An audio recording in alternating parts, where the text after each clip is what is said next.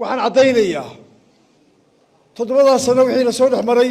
af iyo saamax baan leeyahay madaxweynaha khudbada ka jeediyey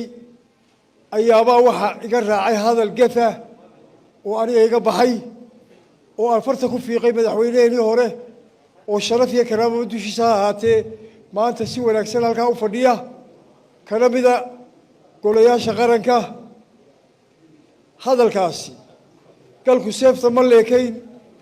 umana ekayn waxaa la yidhi abwaangaariyaha gabaygiisa waxaa ku jirtay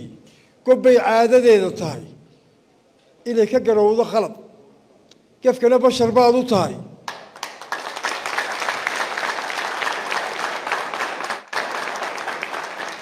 inta aan lagu xisaabin waa la isxisaabiyaa arrinkaasi muu mudnayn garowshiyaan leeyahay garowshiyana waa geelsiin baa la yidhi والمرسلين سيدنا ونبينا محمد صلى الله عليه وسلم وجهرين مدحنا قميتك صلاة دينته كيف عاقل ذي عقاشة وضياشة وحقرتك سياسيينته لليرده ماذا شرفت لك سوقي بقلي وحندكم سلام إياه السلام عليكم ورحمة الله وبركاته والله الشيء ماذا شو ماذا الرقم الليلي وصح ما أنت لكن سأني حوجا هذا لي كليه ومرتيسن ووافقسن دقن كني سوبنا يدين تاني سوبنايد وافقسن وأريما الإسلام كتر تاريخ كميدا إن وحا حسين مدن مدحويني هوري جمهورية سوماليلاند مدن موسى بيحي عبدي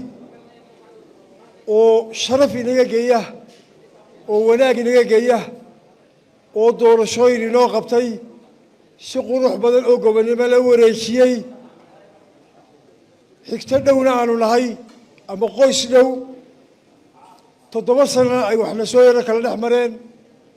أيها واحد مدرسة دقائق عضينية مالنا ويتوله كومنا واتكي بيشة حفلة دي على مسار كسودة سعيدة وجيش خطبة كتشهدية أيها واحد يقرأ هذا الجثة وأنا يقبح حي وأفرتكم في قيمة حويني هوره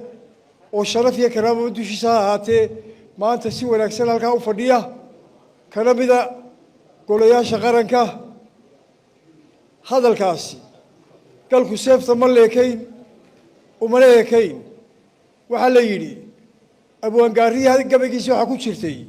gobbay caadadeeda tahay inay ka garowdo khalad kafkana bashar baad u tahay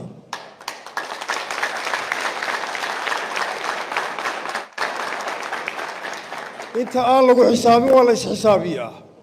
arrinkaasi muu mudnayn garowshiyaan leeyahay garowshiyana waa geelsiin baa la yidhi waxaan caddaynayaa toddobadaas sano wixii la soo dhex maray af iyo saamax baan leeyahay madaxweynaha